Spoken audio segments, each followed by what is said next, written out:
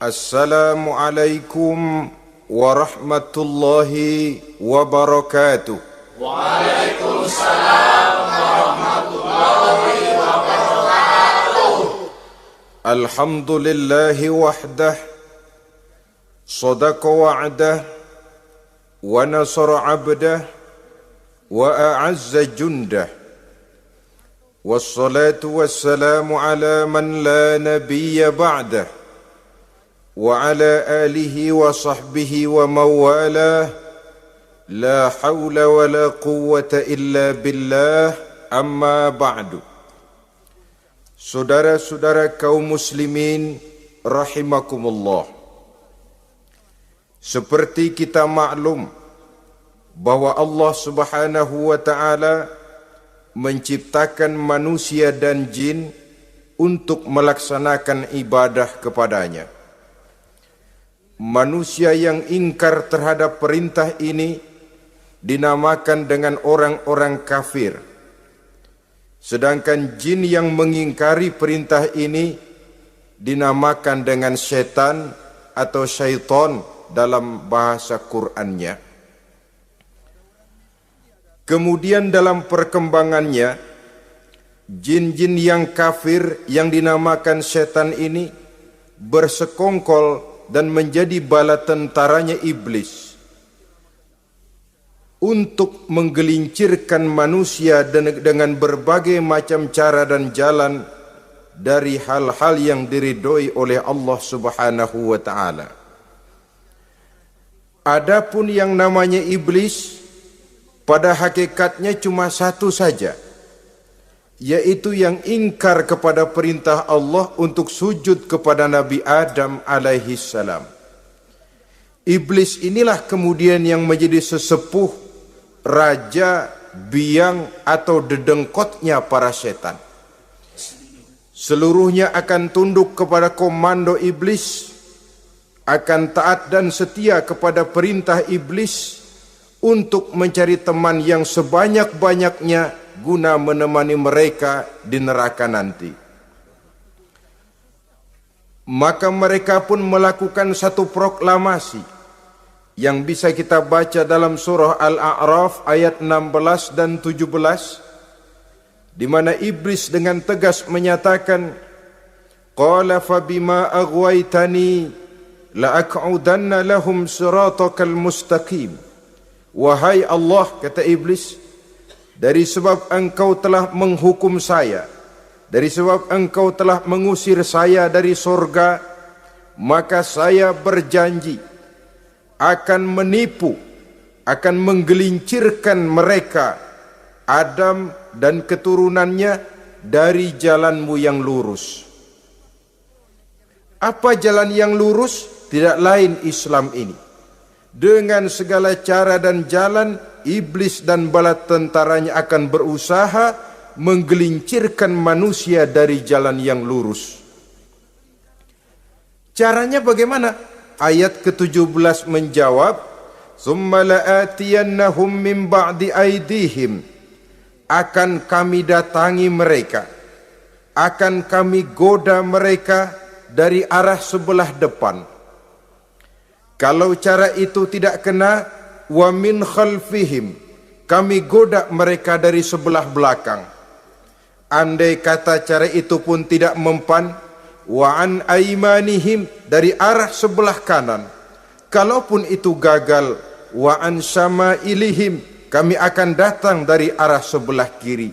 Pendeknya dari 4 penjuru angin, iblis dan seluruh bala tentaranya yang bernama setan belum akan puas sebelum kita tergelincir dari jalan yang lurus yang diridhoi oleh Allah Subhanahu wa ta'ala.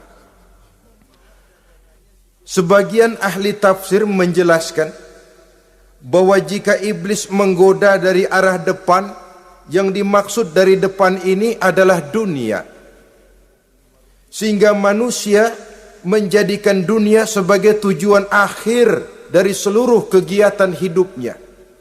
Ia pergi pagi, pulang sore, peras keringat, banting tulang, tidak ada yang dikejar kecuali dunia, dan cuma untuk kepentingan dunia. Dunia yang membuat orang berpaling daripada akhirat. dunia yang membuat orang lupa kepada tujuan penciptaannya, maka dunia termasuk perangkap iblis. Apa isi dunia? Biasanya yang lazim itu 3 ta itu. Harta, tahta, wanita. Itu yang bikin orang jadi sibuk sampai lupa kepada tujuan penciptaannya. Untuk apa dia diciptakan oleh Allah? Ini wa'an mimbaini aidihim. Kami goda mereka dari arah depan dengan menyodorkan dunia dalam bentuk yang hijau ranau, dunia dalam bentuk yang manis sehingga mereka tenggelam di dalamnya lalu melupakan akhirat. Kalau cara itu juga tidak kena, wa min khalfihim, kami datang dari sebelah belakang. Kami lupakan mereka kepada akhirat.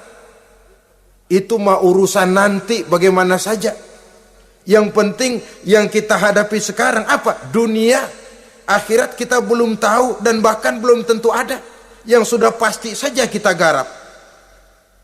Melupakan akhirat. Wa an aimanihim, yang dimaksud dari arah sebelah kanan, iblis dan setan selalu menghalang-halangi manusia untuk berbuat kebaikan, karena kanan adalah lambang kebajikan, sedangkan an syama'ilihim, kiri adalah lambang kejahatan. Dicegahnya kita berbuat kebajikan dan dibisikannya kita untuk selalu melakukan kejahatan dan kemunkaran.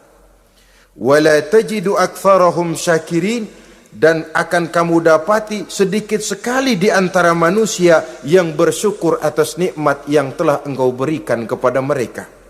Ditanamkan rasa ingkar kepada nikmat. Jika kita tidak kufur iman, dibuatnya kufur nikmat. Mengeluh padahal hidup sudah serba cukup, merasa masih sangat kurang padahal orang lain sudah titik air liurnya melihat keadaan kita. Sedikit sekali di antara mereka yang pandai bersyukur kepada nikmat yang telah engkau berikan itu, ya Allah. Jadi untuk ingkar nikmat, bisikan selalu datang dari iblis. Coba lihat itu, temanmu yang tidak pernah sholat, rezekinya lancar, kamu berhenti saja sholat.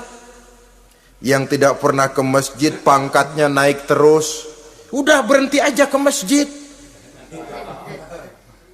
Atau setidak-tidaknya mengeluh dalam hati, Tuhan kayaknya tidak adil, kenapa saya rajin sholat kok rezeki seret bener.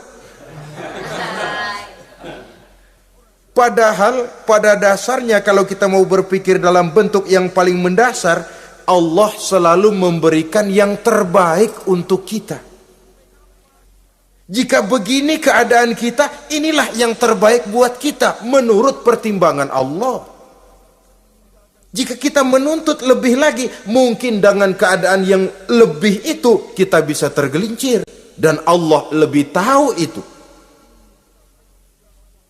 Sebagai pencipta manusia, Allah lebih tahu tentang kemungkinan-kemungkinan yang bisa didapat dan dicapai oleh manusia. Bahasa ringannya, rezeki lu segini aja deh, lu jadi rajin sholat. Kalau rezeki lu melebihan jadi orang kaya dikit, nanti ngelihat masjid minggir. Allah selalu memberikan yang terbaik kepada kita. Saudara-saudara kaum muslimin, adapun iblis dan setan sudah menyadari betul bahwa iblis dan setan tempatnya di akhirat nanti jelas neraka. Itu mereka sudah sadari betul. Maka yang mereka kepengen sekarang, bagaimana mencari teman sebanyak-banyaknya untuk menemani mereka di neraka nanti. Nah, inilah yang menyebabkan mereka berjibaku betul. Bahkan ada satu riwayat itu, ada waktu-waktu tertentu di mana para setan ini laporan kepada iblis. Kalau ada yang laporan gagal, bukan main marahnya si iblis ini selaku komandan. Kata setan, Pak, saya gagal menggoda si fulan karena imannya kuat. Goblok kamu. Dengan apa kamu goda dia? Dengan kedudukan. Dia tidak mau. tempuh dengan jalan lain, barangkali dengan harta. Kalau dengan harta tidak bisa, barangkali dengan wanita. Kalau dengan wanita tidak bisa, tempuh segala macam cara. Dan mereka yang laporannya enak, artinya berhasil menggoda banyak orang-orang beriman, itu konditenya naik. Bahkan mendapat semacam piagam penghargaan sebagai kadar militan daripada iblis. Nah, mereka berusaha dengan segala macam cara mengumpulkan teman sebanyak-banyaknya. Kalau mereka sendiri sudah tahu pasti, sadar nasib saya di akhirat nanti pasti masuk neraka, diazab dan disiksa oleh Allah. Cuma saya begini ini lantaran ulahnya Nabi Adam dulu. Maka anak-anak cucu Nabi Adam harus menjadi teman-teman saya sebanyak-banyaknya guna menemani saya di dalam neraka. Oleh karena itu, pada kesempatan pertemuan saat ini kita akan membicarakan siapa sih teman-teman setan itu. Diriwayatkan dari Wahab bin Munabbih bahwa pada satu hari iblis diperintahkan oleh Allah untuk datang kepada baginda Rasulullah sallallahu alaihi wasallam dan menjawab segala pertanyaan yang diajukan oleh baginda Nabi. Datang iblis dalam bentuk orang tua pakai tongkat. Jadi iblis itu bisa malih warna, dia termasuk jenis makhluk halus toh. Seperti halnya jin dan malaikat, itu bisa malih warna sesuai dengan yang mereka kehendaki. Ketika datang, baginda Nabi bertanya, "Man anta?" Siapa kamu? Dia jawab, "Ana iblis." Saya iblis. Jujur. "Limadza ji'ta?" Mau apa kamu datang kemari? Kata baginda Nabi. Dijawab oleh iblis, "Innallaha amaroni an atika wa ujibaka an kulli ma sa'altani."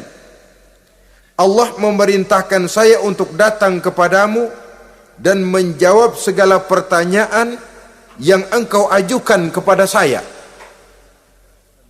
Nah, atas pernyataan ini baginda Rasul kemudian bertanya dengan dua pertanyaan.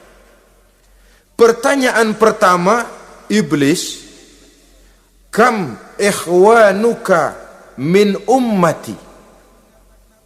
Ada berapa sih teman-temanmu dari golongan umatku? Dari golongan umatku, umat Islam ini, bukan orang lain. Kalau orang kafir sih sudah jelas, itu memang CS-nya iblis. Tapi dari umatku, siapa saja yang jadi teman-teman kamu iblis? Menjadi antekmu, menjadi alatmu sejak dari dunia sampai ke neraka nanti. Atas pertanyaan ini iblis menjawab, "Teman-teman saya dari golongan umatmu ya Muhammad, asyarun, ada 10 orang. Ada 10 orang yang merupakan teman-teman iblis dari dunia sampai ke neraka."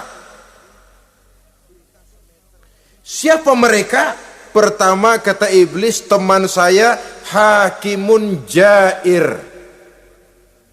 Hakim yang curang. Hakim yang tidak adil. Ini bisa dimaklumi. Kenapa? Karena hakim diharapkan adalah produk keadilan. Sehingga orang mengatakan seorang hakim adalah seorang yang meletakkan sebelah kakinya di sorga dan sebelah lagi di neraka. Kalau adil dia menghukum, kaki sebelah kanan yang akan menentukannya ke sorga. Kalau licik dia menghukum, kaki sebelah kiri yang akan menjerumuskan dia ke dalam neraka. Saudara-saudara kaum muslimin rahimakumullah, sesungguhnya dalam kehidupan kurangnya sandang pangan bukan satunya sebab yang membuat orang menderita. Tidak teraturnya perumahan, kurangnya lapangan kerja bukan satu-satunya yang menyebabkan rakyat menderita. Tapi lukanya rasa keadilan, tidak tegaknya hukum sebagaimana yang diharapkan, itu juga bisa menjadi sumber nestapa, bisa menjadi asal dari segala derita. Oleh karena itu, hakim yang tidak adil, hakim yang curang, yang menghukum tidak berdasarkan hukum, tapi berdasarkan kepentingan, berdasarkan pesan sponsor, hukum bisa dibeli, ada istilah mafia peradilan. Hakim-hakim macam ini yang akan menjadi teman-teman iblis. Dan tiap kali palu akan diketuk, iblis sudah bukan main sibuknya. Kekuasaan di tanganmu, hijau katamu, hijau yang akan berlaku, merah kau ketok, merah yang akan jadi keputusan. Orang lain tidak tahu ini kesempatan untuk jadi kaya, ini kesempatan untuk naik pangkat. Manipulir hukum tidak ada yang tahu karena orang banyak yang awam dengan hukum. Saudara-saudara kaum muslimin, kalau hukum sudah bisa dibeli, atau kalau hukum cuma untuk orang-orang kecil saja, ada kelompok-kelompok yang kebal hukum, maka akan timbullah kiamat di masyarakat, di mana yang kuat makin kuat, yang lemah selalu menjadi mangsa.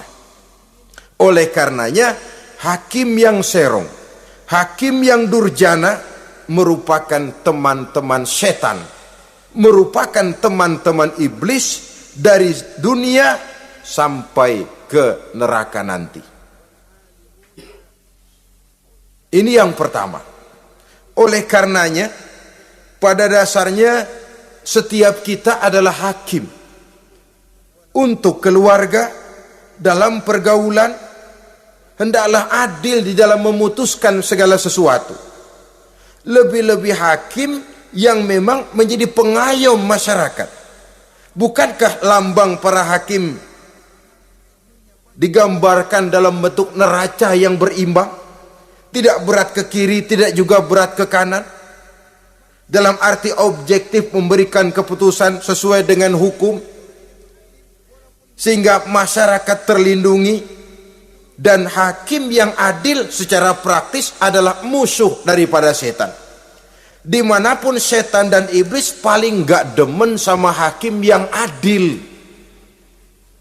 Itu merupakan musuh besar bagi setan, yang menyalahkan yang salah, membenarkan yang benar, walaupun yang salah orang besar, yang benar orang kecil. Dan kita memang oleh baginda Nabi diajarkan satu doa, Allahumma arinal haqqa haqqa warzuqna tiba'ah. Ya Allah, perlihatkan kepada kami bahwa yang benar itu benar. Sebab sering kita lihat yang benar jadi tidak benar. Ini memerlukan kekuatan batin. Yang benar tampakkan kepada kami kebenarannya ya Allah.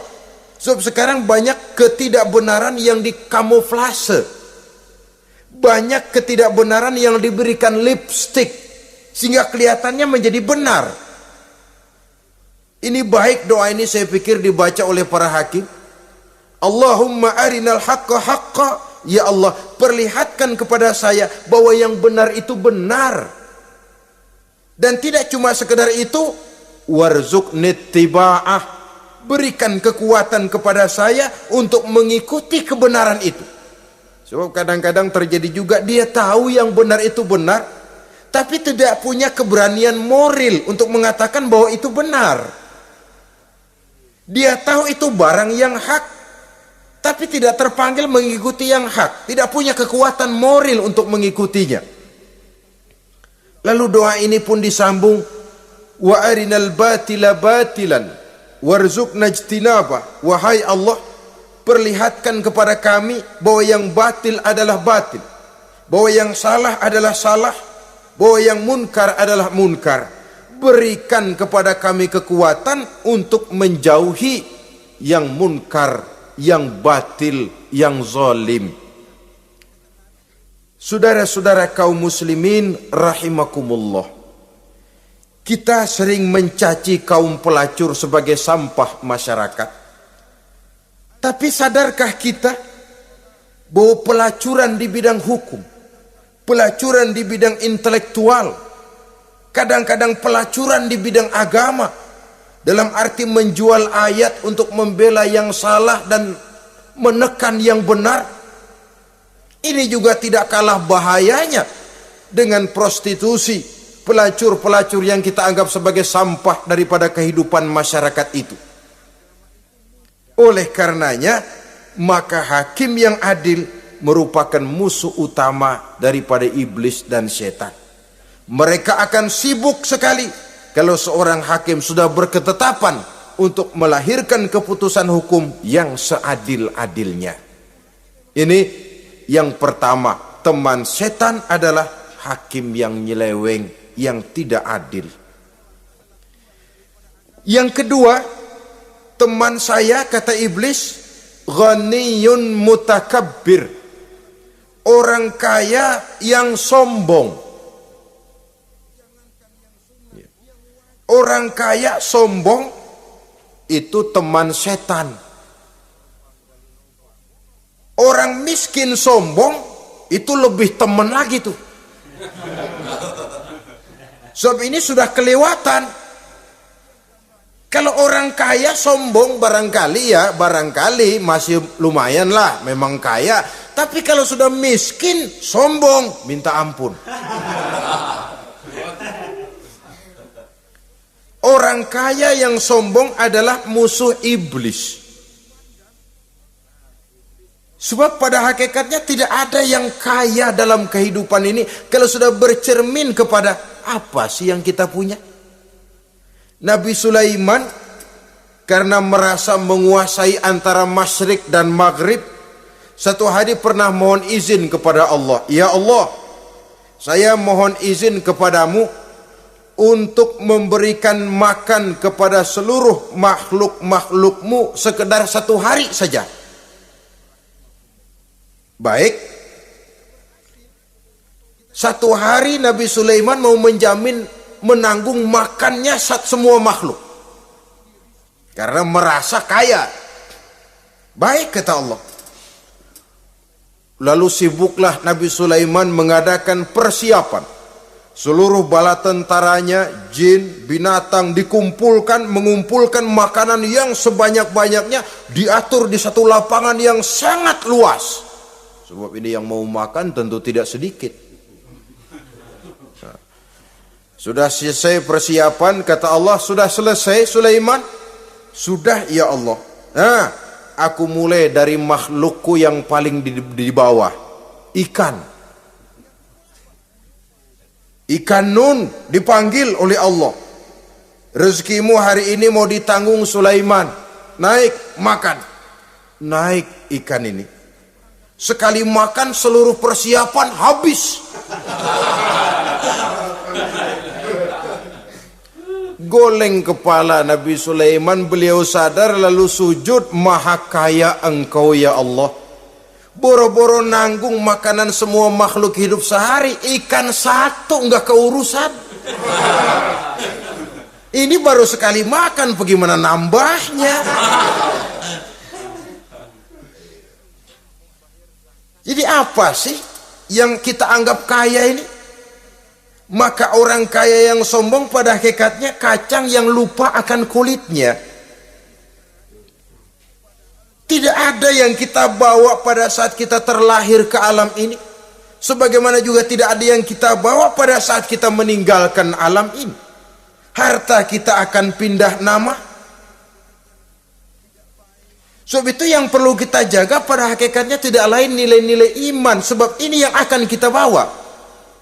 Cuma ironinya, karena iman itu abstrak, bukan benda, orang yang kehilangan iman tidak pernah ribut. Sebaliknya karena harta itu materi, benda konkret, orang yang kehilangan harta cepat merasa, cepat ribut. Motor hilang, ribut. Kenapa? Motor itu benda, kelihatan. Duit hilang, ribut. Televisi hilang, ribut. Kenapa? Benda.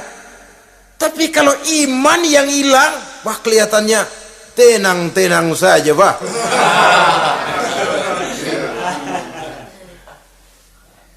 Padahal ini usaha iblis, bagaimana orang kehilangan iman, menjadi kafir, masuk grup dia untuk menemani dia di dalam neraka nanti.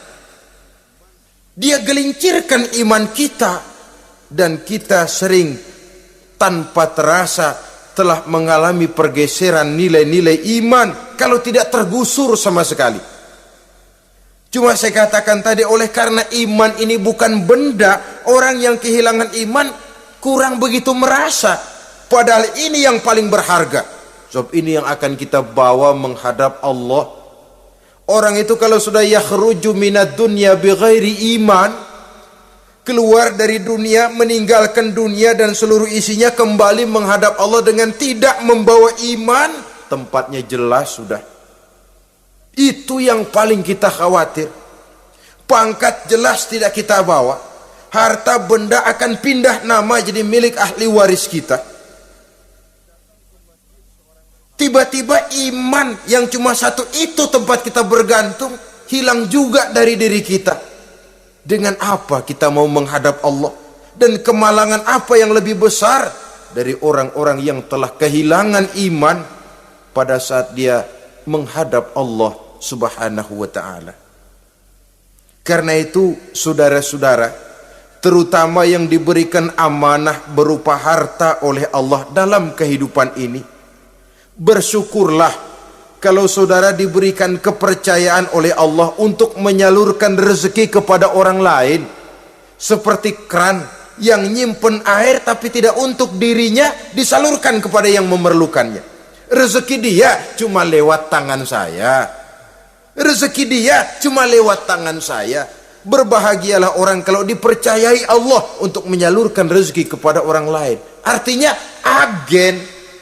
Wong ditunjuk jadi agen Allah, kok nggak bangga? Kalau sudah kemari cara berpikir, insya Allah rasa bakhil bin pelit alias medit bin koret.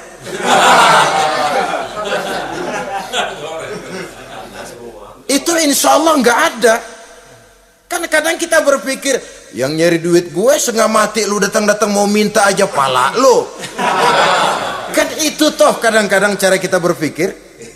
Ya boleh jadi lalu terasa berat. Tapi kalau kembali kepada kesadaran, barangkali alhamdulillah rezeki dia cuma lewat tangan saya. Kalau saya nggak ngasih dia, barangkali nggak semudah ini saya dapat rezeki. Allah mudahkan rezeki saya karena saya sering membantu orang-orang yang memang memerlukannya. Andai kata saya nggak membantu mereka, belum tentu rezeki selancar ini. Tidak lalu enak aja, peras keringat gua banting tulang, pergi pagi pulang sore, lu datang-datang nada aja. Berbahagialah orang jikalau sekali lagi dia dijadikan agen oleh Allah untuk menyalurkan rezeki kepada mereka yang memang memerlukannya. Kalau tidak ke arah itu kita berpikir, yang timbul bakhil. Bakhil lalu bermegah-megah dengan hartanya, timbul kesombongan. Senang lihat orang susah, lalu dia sendiri dengan hartanya cuma to show only, pameran. Lewat di kampung senang kalau orang melotot lihat mobilnya yang serba mengkilap, sepatunya yang serba mahal. Senang kalau wah, semua gaya hidupnya serba jet set, wah. Senang betul kalau ngelihat orang sudah serba bengong lihat keadaan dia. Timbul takaburnya, sombongnya, ngenyek kepada yang lain. Maka orang kaya yang sombong teman iblis, teman setan. Setan senang betul. Sebaliknya secara praktis, orang kaya yang rendah hati adalah musuh iblis. Saudara-saudara kaum muslimin rahimakumullah, lain memang kalau kita diberikan ilmu di akhirat nanti, pertanyaan cuma satu, ilmumu kau amalkan untuk apa? Kalau kita diberikan umur panjang, pertanyaan akhirat satu saja, umurmu kau habiskan di mana? Tapi kalau sudah harta diberikan kepada kita, pertanyaan akhirat dua. Min aina iktasabahu wa fima anfaqahu. Hartamu kau dapat dari mana, kau belanjakan kemana? Depan belakang ditanya. Yang ketiga, teman iblis itu tajirun khain, pedagang yang berkhianat, baik kepada sesama teman pedagangnya karena ingin lebih maju dari yang lain. Terjadi persaingan yang tidak sehat di berbagai bidang bisnis, ataupun kepada para pembelinya dengan mengatakan barang yang baik adalah barang yang tidak baik menjadi baik. Sebab pada dasarnya apabila kaum pengusaha sudah berkhianat, akan timbul kegoncangan ekonomi. Dan kegoncangan ekonomi dampaknya adalah melahirkan kelas-kelas kemiskinan. Kemiskinan merupakan satu perangkap iblis. Biasanya orang kalau udah melarat udah dekat banget sama kafir. Kalau tidak dilatar belakangi oleh nilai iman yang kuat. Udah melarat udah dekat benar dah sama kafir. Apalagi iblis ini menggodanya pandai dia. Kepada orang miskin dia datang dengan bujukan materi. Kepada yang cukup hartanya dia datang dengan bisikan lain. Pendeknya iblis dan setan itu kalau ibarat tukang joget, dia ngerti betul irama kendang.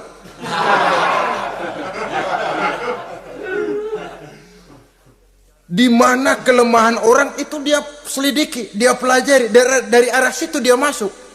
Dan secara strategi perang, iblis dan setan ini posisinya memang lebih menguntungkan daripada kita. Kenapa? Dia melihat kita, kita mah nggak lihat dia. Dia bisa pelajari kebiasaan dan kecenderungan kita. Kita nggak tahu kadang-kadang kelemahan kita. Dari arah itu dia masuk. Posisi dan strateginya lebih menguntungkan daripada kita. Saudara-saudara kaum muslimin rahimakumullah. Bila ekonomi sudah goncang, terjadi penimbunan barang, terjadi spekulasi harga, timbullah kegoncangan sosial. Dan dikala itu setan dan iblis pesta. Dia merasa perangkapnya berhasil. Persaingan-persaingan yang tidak jujur, yang pada dasarnya akhirnya bukan cuma merusak sistem ekonomi, tapi juga mempengaruhi hasil kerjaan. Dalam tender-tender usaha-usaha besar misalnya, oleh karena mengajar supaya dia yang mendapat proyek, dia tidak segan sogok sini, suap sana, semir sana, usap sini. Tinggal untungnya sedikit dan dia harus dapat untung besar. Akhirnya apa?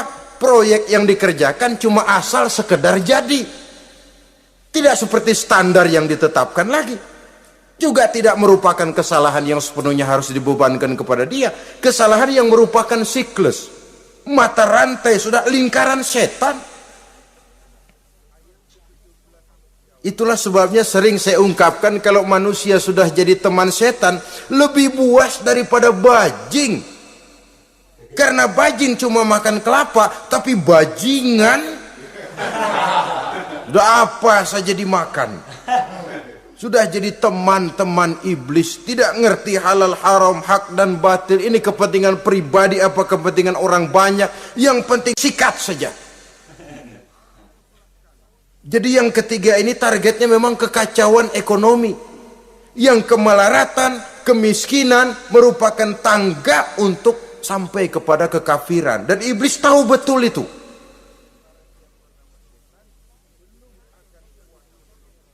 Lain misalnya contoh yang diberikan oleh Rasul. Rasul kan pernah dagang di kala remaja itu. Membawa dagangannya Siti Khadijah. Kain. Beliau dagang kain. Berapa kain ini?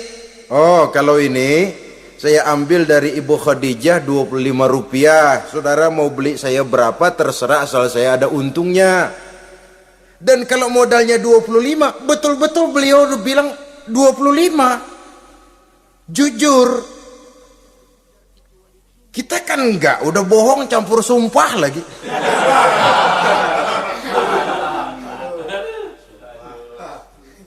Ini yang ketiga. Yang keempat, teman-teman setan, teman-teman iblis, syaribul khamr. Orang yang minum arak, pemabuk, itu teman setan. Bahkan divonis tidak beriman orang yang pada saat meninggal dunia di dalam perutnya itu masih ada khamr. Tidak beriman divonis. Jadi dalam satu pesta di mana disediakan minuman-minuman keras, iblis itu sudah masang perangkap. Dan bila minuman itu dihampiri orang, dia mulai senang, wajahnya berseri-seri. Kalau minuman dituang ke gelas, dia tepuk tangan. Bila minuman mulai mengalir ke tenggorokan, dia jijimprakan iblis. Girang bukan main.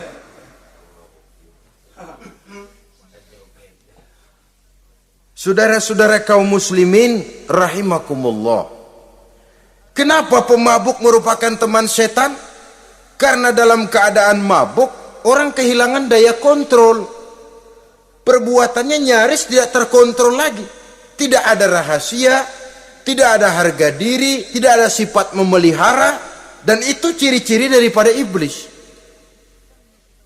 Syaribul khamr, orang yang suka meminum minuman keras. Itulah sebabnya memang dalam hidup ini kita harus punya filter. Allah selalu menghendaki yang terbaik dan memilihkan yang terbaik untuk kita. Kalau sudah itu minuman yang baik kata Allah, itulah memang yang baik untuk kita. Kalau itu dilarang oleh Allah, itulah memang yang tidak baik untuk kita. Jadi kalau sudah qat'i dalilnya, nggak usah buang energi menyelidiki apa manfaatnya. Kalau sudah qat'i dilarang, nggak usah buang energi menyelidiki apa bahayanya khamr. Allah tidak akan melarang sesuatu yang mengandung manfaat.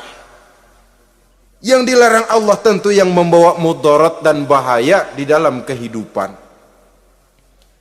Bukankah sekarang ini minuman keras sudah merupakan penghias pesta? Merupakan kebanggaan di kalangan remaja?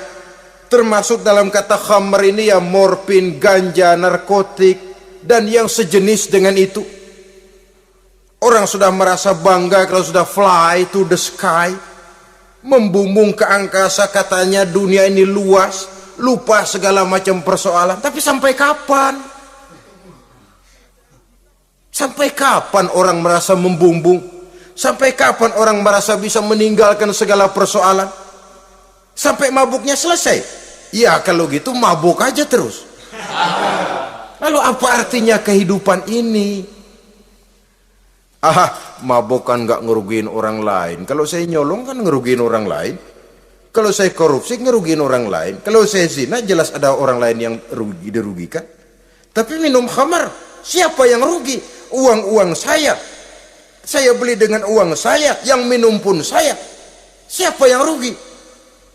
Saudara, ini pemikiran sepihak namanya.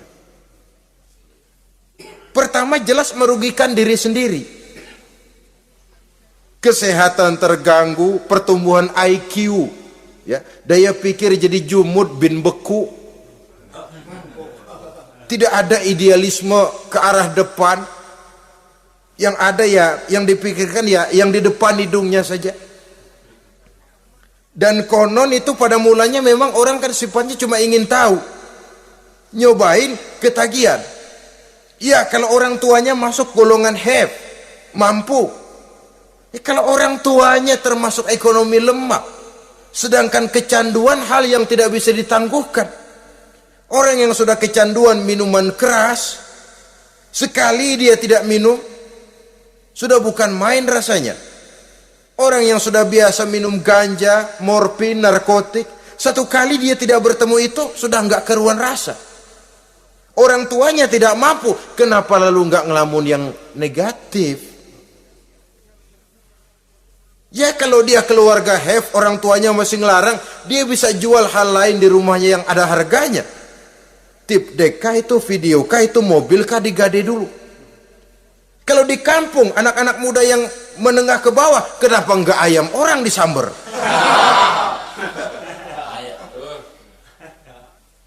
Terjadilah perbuatan negatif yang akhirnya merembet kepada merugikan orang lain.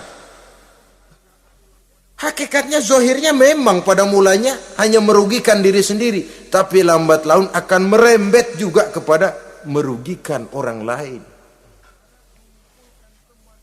Oleh karena itu pantas kalau dalam perjalanan Mi'raj begitu hendak start dari Masjidil Aqsa menghadap Allah, kepada baginda Nabi disodorkan 2 gelas minuman, segelas susu dan segelas arak. Muhammad, kau ambil salah satu minuman itu, kau minum. Mantap. Nabi mengambil gelas yang isinya susu lalu beliau minum. Selesai minum kata Jibril, "Shaddaqta ya Muhammad, laqad asabtal haq." Kamu benar Muhammad, pilihanmu tepat. Kenapa? Untung saja susu yang kamu minum. Kalau arak yang kamu ambil, kamu pilih dan kamu minum, pasti umatmu bakal pada jadi umat teler semua nantinya. Wong Nabi milih susu saja umatnya masih banyak yang teler. Apalagi kalau beliau memilih khamr waktu itu. Tapi ini sekedar simbol bahwa begitulah kita dalam hidup. Saudara, kalau di depan kita ditaruh segelas jamu, segelas sirup, kira-kira pilih mana? Sirup apa jamu? Orang yang berpikir panjang ke depan, dia bakal pilih jamu. Memang pahit, getir, nggak enak, tapi besok pagi badan enteng, kerja semangat, berpikir cerdas, gairah ada. Orang yang pikirannya pendek, ngapain jamu getir nih, sirup nih, manis ini, dia minum, bukan main manisnya, besok pagi bibir pada jontor. Begitulah dalam kehidupan ini. Maka hendaknya kita berusaha dengan sekuat kemampuan untuk menghindarkan diri dari minuman keras dan pengaruh-pengaruhnya. Yang kelima, teman iblis itu al-qattad, tukang-tukang fitnah. Itu suling iblis itu, trompet setan. Sebab apa? Benar kalau Quran mengatakan, Nabi mengatakan al-fitnatu asyaddu minal qatli. Fitnah lebih bahaya dari pembunuhan. Sebab apa? Pembunuhan membunuh orang secara langsung. Fitnah membunuh orang pelan-pelan. Kalau mati mau mendingan cepat daripada pelan-pelan. Pelan-pelan mati, cepat mati, enakan cepat, nggak ngerasain sakit. Fitnah membunuh orang pelan-pelan. Nama baik orang hancur, dicoreng-moreng di tengah masyarakat. Maka tukang-tukang fitnah, teman-teman setan dari dunia sampai ke neraka nanti. Karena fitnah lebih bahaya daripada pembunuhan. Mengada-ada yang tidak ada diada-adakan, fitnah. Melebih-lebih, berita semeter jadi 3 meter, yang 2 meter. Ya kalau positif, kalau negatif, fitnah. Memang orang bilang kalau kita nitip duit jangan harap lebih, kurang bisa. Tapi kalau nitip omongan jangan harap kurang, pas saja sudah untung itu. Biasanya lebih, namanya omongan. 1 meter jadi 2 meter, 2 meter jadi 3 meter. Itu sifat dari yang namanya omongan. Kita kirim uang, udah gak bakalan lebih dah. Ini nitip uang sama saya 50.000, tambahin 10.000, langka yang berpikir begitu. Kurang malah bisa, enak aja nitip, gua kan kemarin pakai ongkos, hitung transport misalnya. Tapi kalau sudah nitip omongan, pas saja sudah untung loh, biasanya malah lebih. Fitnah pernah melanda Nabi Zakaria, fitnah pernah melanda Habil dan Qabil, fitnah pernah melanda Nabi Ibrahim, fitnah bahkan pernah melanda kehidupan baginda Rasulullah sallallahu alaihi wasallam. Dalam peristiwa yang lazim kita kenal dengan hadisul ifki, bagaimana gosip pun sempat mengguncang rumah tangga kehidupan baginda Nabi. Sehingga pantas kalau beliau sendiri mengatakan al fitnatu asyaddu minal qatli. Fitnah itu lebih bahaya daripada pembunuhan, karena fitnah membunuh orang secara pelan-pelan. Saudara-saudara kaum muslimin rahimakumullah, lidah tidak bertulang. Soghirul jirmi azimul jurmi, kecil bentuknya tapi besar akibatnya. Kalau kita luka karena silet 2-3 hari boleh sembuh, tapi luka karena lidah seumur hidup kita ingat. Asal lihat orangnya ingat, nih dia nih yang ngomong kagak enak banget, gua tandain dah.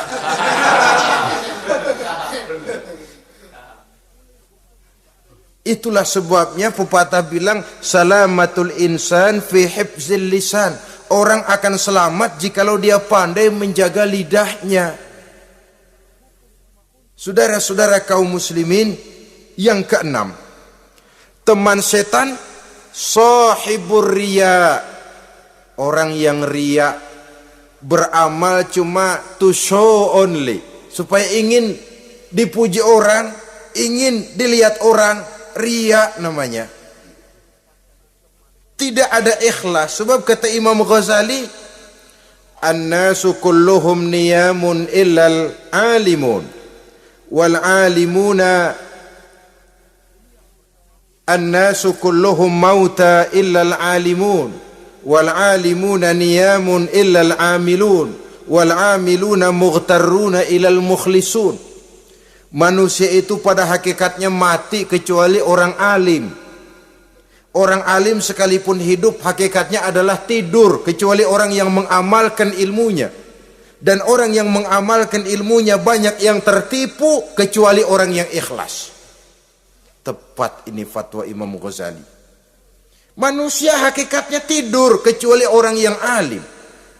Orang yang alim walaupun hidup tapi tidur. Hidup tidur, ya nggak bisa berbuat banyak, kecuali orang yang mengamalkan ilmunya. Dan orang yang mengamalkan ilmunya banyak yang tertipu, kecuali yang ikhlas. Jadi kalau amal itu adalah jasad, ikhlas itu adalah ruh. Amal tanpa ikhlas patung. Patung tidak bisa berkembang, tidak bisa berbuat banyak, namanya patung. Itu amal tanpa ikhlas. Ini termasuk penyakit batin toh, ikhlas, riya, ujub, sum'ah, penyakit kepengen didengar orang, penyakit kepengen dilihat orang. Wah, kalau sembayangnya dilihat orang mantap betul, kayak besok mau mati. Tapi kalau sudah sembayang nggak dilihat orang, wah kilat khusus, cepat bukan main. Riya. Ini yang menghancurkan amal ini nggak terasa. Sifat kita sendiri. Riya ini menggeragoti amal. Sebagaimana api menggeragoti kayu bakar. Yang ketujuh, teman setan akilu malil yatim. Orang yang memakan harta anak yatim. Itu setan senang betul itu. Dia bisikan, kau kan ngurus anak yatim. Kau sudah menanamkan budi kepada mereka, jadi wajar kalau kau ambil bagian. Mula-mula memang dalam batas yang wajar, makin lama malah berebut sama yatimnya. Makin kesonoin, yatimnya malah nggak keduman, panitianya yang kenyang. Akilu malil yatim, orang yang memakan harta anak yatim secara zalim, ini merupakan teman setan. Sebaliknya, orang yang melindungi anak yatim, kata Nabi, seperti dua jari ini dengan aku di akhirat nanti. Dekat derajatnya dengan Rasul. Yang kedelapan, teman setan al-mutahawinu bis shalah, orang yang nganggap enteng sholat, ngentengin sholat. Nanti aja dah, kalau udah tua-tuaan, sembahyang mah gampang, saban sehari ada. Kalau ini nih tinju jarang-jarang. Al-mutahawin, ngentengin. Pada dasarnya agama itu mudah, jangan dipersulit, tapi juga jangan dipermudah. Agama itu tidak berat, jangan diberat-beratin, tapi juga jangan dienteng-entengin. So yang enteng kalau kita entengin akhirnya menganggap remeh. Mulanya memang sedikit, makin lama makin banyak, makin lama makin banyak, makin bertumpuk. Apalagi kalau sadar kita sholat adalah tiang daripada agama. Bagaimana rumah akan tegak tanpa tiang yang kuat? Bagaimana agama akan tegak dalam diri seseorang kalau sholatnya dia enteng-entengi? Jangankan yang sunnah, yang wajib saja. Kadang-kadang tutup lubang gali lubang. Padahal itu merupakan tiang pokok. Rumah itu untuk kuat harus ada tiang-tiang tambahan. Tiang tambahan ini ya nawafil, ya rawatib, sholat-sholat sunnah itu. Itu untuk menjaga stabilitas temperatur batin kita kepada Allah. Al-mutahawinu bis shalah. Jadi kalau sudah masuk waktu, beduk misalnya berbunyi, azan berkumandang, iblis mulai menyebar bala tentaranya. Pasukan, siap.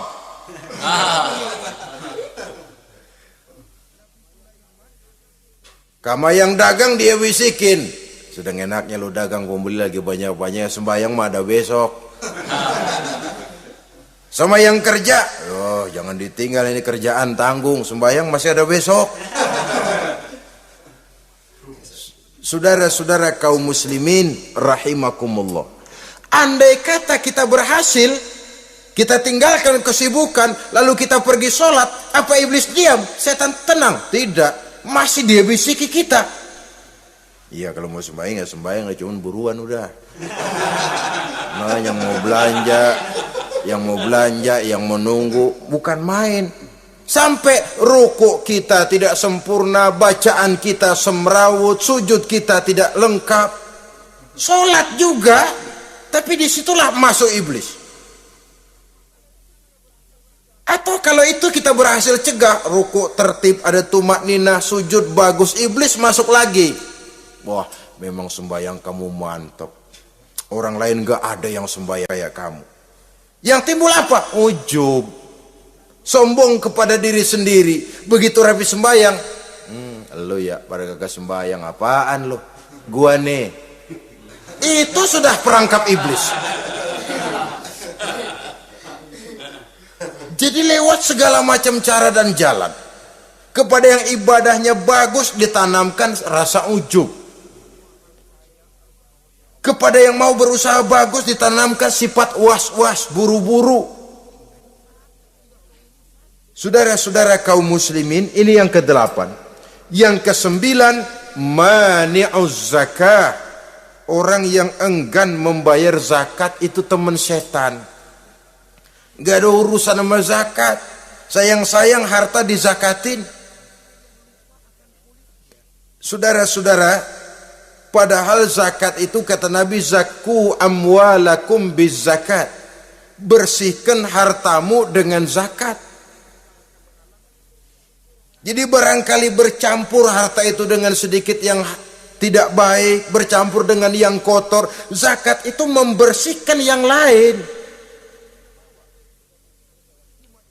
Kita misalnya dalam satu kelas punya murid 40 orang, 42 orang, ada 2 orang yang bandel, nggak ketulungan. Sudah segala macam cara kita perbaiki, nggak juga berhasil. Ini kan kalau nggak diatasi kan mempengaruhi yang teman-teman yang 40 orang. Untuk menyelamatkan yang 40 ini, nggak apa-apa yang 2 keluarin. Bikin pemecatan. Anak saudara, kami sudah tidak sanggup lagi mengajar. Dengan ini kami berhentikan dari sekolah yang kami pimpin untuk menyelamatkan teman-teman yang lebih banyak. Mengeluarkan yang 2 untuk menyelamatkan yang 40. So kalau tidak ini nanti ngerembet, yang 40 ngikut jadi ngeres. Itu juga harta. Zakat untuk membersihkan yang masih tersisa. Yang terakhir yang ke-10, teman setan, musuh, teman iblis, man yutilul amal, orang yang terlalu panjang angan-angan, penghitung bintang di langit, yang hidup cuma ngitung jikalau, wiridannya cuma jikalau.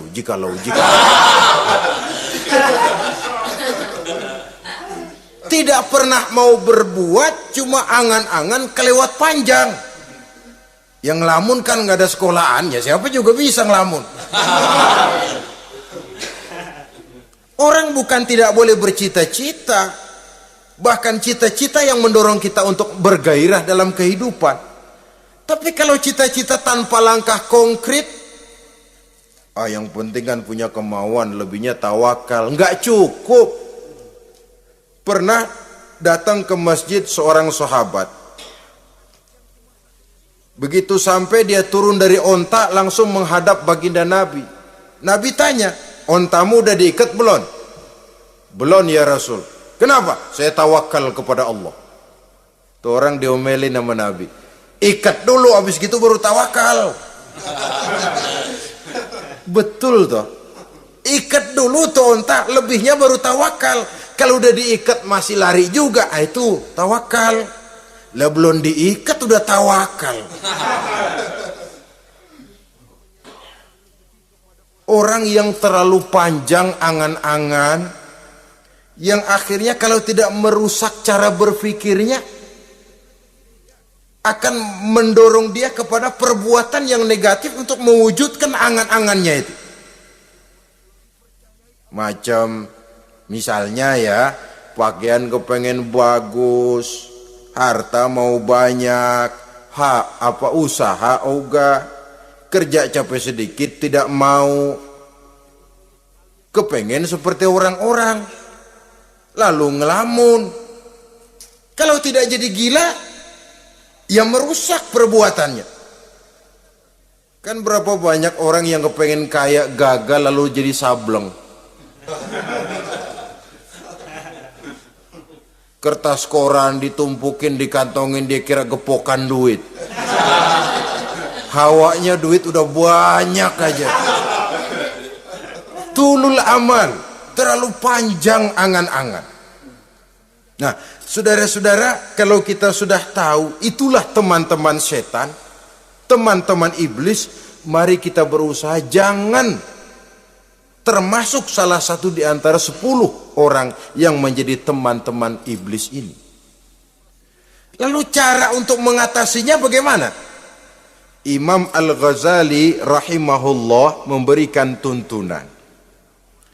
Pertama, untuk mengatasi perangkap setan, jangan sampai kita termasuk salah satu teman setan, zikrullah. Banyak ingat kepada Allah. Sebab Nabi bersabda, inna zikrallahi ta'ala fi janbi syaitan kal akillati fi janbi ibni Adam. Sesungguhnya zikrullah, zikir kepada Allah itu dapat menyakiti setan sebagaimana penyakit menyakiti lambung anak Adam. Jadi setan itu akan kurus kalau kita hantam pakai zikrullah. Setan tidak berdaya, lemah kalau kita hantam pakai zikrullah. Ingat Allah, selalu merasakan kehadiran Allah dekat dalam hidup. Itu senjata pertama. Dengan zikrullah, setan kurus. Kalau udah kurus ya lemas, nggak berdaya ngadepin kita.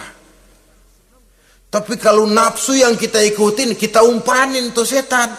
Lah gemuk, begitu gemuk makin berleluasa dia ngutak-ngatik kita.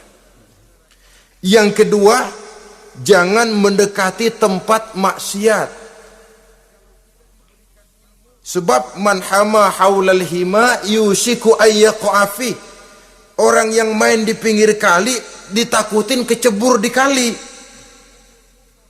Jangan mendekati tempat yang cenderung membawa kita ke tempat maksiat. Saudara-saudara, yang ketiga, mengosongkan perut. Dalam arti rajin puasa, puasa sunnah. Kata Nabi, inna syaitan yajri min ibni adam majrad dam fadayyiku majariyahu bil ju'. Setan mengalir dalam diri manusia seperti mengalirnya darah. Maka persempit jalan setan dengan apa? Bil ju', dengan memperbanyak lapar, bukan memperturutkan syahwat. Pantas kalau Nabi bilang, saya adalah sekelompok orang yang tidak makan kecuali kalau kami lapar, dan kalau kami makan tidaklah sampai kekenyangan. Bukan enggak kenyang, tapi enggak kekenyangan. Yang terakhir kata Imam Ghazali, hendaknya kita selalu ingat bahwa tujuan iblis dan setan adalah menjerumuskan manusia, menyengsarakan manusia, supaya kita menjadi teman mereka di neraka nanti. Kalau ingat itu, insya Allah kita bisa mengerem diri. Nah, inilah saja yang dapat kita sampaikan pada pertemuan kali ini. Mudah-mudahan ada manfaatnya. Terima kasih dan mohon maaf. Usikum wa nafsi bitaqwallah. Wassalamualaikum warahmatullahi wabarakatuh. Waalaikumsalam.